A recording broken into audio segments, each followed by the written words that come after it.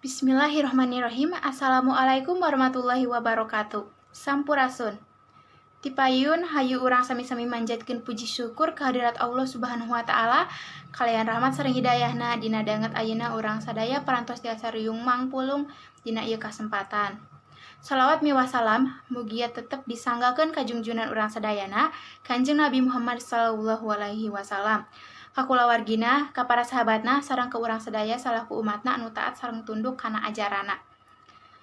Saderek sadaya anu kusim kuring dipika hormat, Ibu Yeliza Fajriah anu kusim kuring dipika hormat, tepangkeun wasta sim kuring pun Trisepti Setia Darmayanti. Sim kuring ngagem pancen janten panumbu catur, teh hilap ngaturkeun nuhun ka para hadirin anu parantos kersa hadir dina ieu kumpulan pikeun medar sareng ngadiskusikeun ngeunaan alasan COVID-19 di Indonesia terus ningkat jumlahna. Ku kituna supados teu nyangkolong kana waktos, hayu urang buka ieu acara ku awasan basmalah sasarengan. Bismillahirrahmanirrahim. Teu acana sim kuring bade ngawanohkeun anggota kelompok saurang-saurangna. Panyatur teh aya tiluan, nyaeta saderek Orin Dewi Agustiani, saderek Vida Risma Ananda, sareng saderek Dara Zulia Rahma. Sadayana teras bae mangga ka saderek Orin kanggo ngadugikeun kamandangna.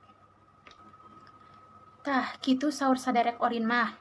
Mung sadaya jalma teh gaduh kondisi anu beda-beda. Aya jalma anu ngaraos biasa bae, upami lockdown dina pandemi ieu teh, nyaeta biasana jalma anu kabutuhanna tos kacukupan. Sareng jalma anu kagiatanna teu kedah dilakukeun di luar ruangan.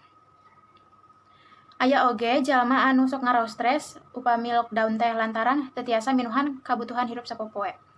Hatur nuhun saderek Orin anu parantos nyampaikeun kamandangna.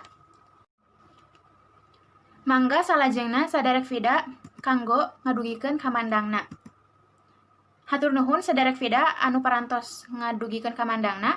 Nurutkeun mantena henteu sakedik oge jalma anu ngaraos stres dina lockdown dina pandemi ieu teh. Nyaeta seseueurna padagang alit atawa padamelan sejen anu ngaharuskeun maranehna keur aya di luar ruangan. Ieu oge teu tiasa sapenuhna disalahkeun sabab jalma oge aya kabutuhan anu kedah dipenuhi. Ku ieu alasan oge bisa jadi penyebab COVID-19 teh terus ningkat jumlahna. Salajengna saderek Dara kanggo ngadugikeun kamandangna. Hatur nuhun saderek Dara nu parantos ngadugikeun kamandangna. Nurutkeun oge mantena, masyarakat teh bisa wae nurutkeun protokol ti pamarentah sautuhna. Lamun sadaya kepentingan sareng kabutuhan masyarakatna tiasa ditanggung sadaya ku pamarentah. Kirang tegasna para petugas anu ngajaga lingkungan oge bisa jadi salah sahiji alasan COVID-19 di Indonesia teh terus ningkat jumlahna. Buktina seueur keneh masyarakat di luar daerah anu bisa masuk ke daerah sejen secara bebas. Nu tungtungna nyebabkeun eta penyebaran virus teh beuki luas. Salajengna ku sabab waktosna sakedik deui, sim kuring bade ngawatesan kanu bade tumaros. Hatur nuhun ka saderek Nurlela anu parantos ngadugikeun patarosan.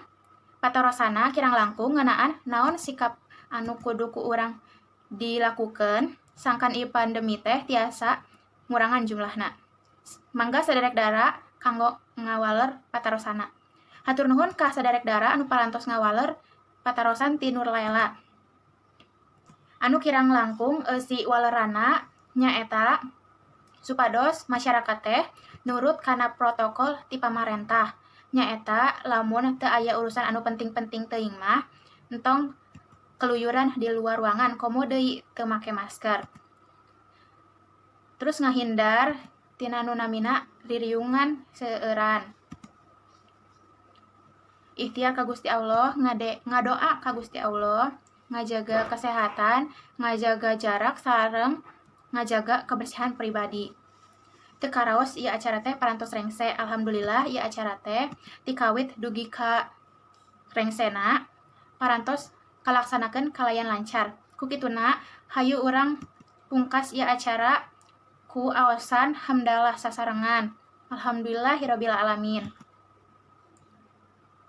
Sim kuring salaku panumbu catur nadah hapunten anu kasuhun bilih aya cariosan atanapi paripaos anu matak teu genah kana hamanah hadirin sadayana. Mung sakitu anu kapihatur. Hatur nuhun kana perhatosana. Wassalamualaikum warahmatullahi wabarakatuh.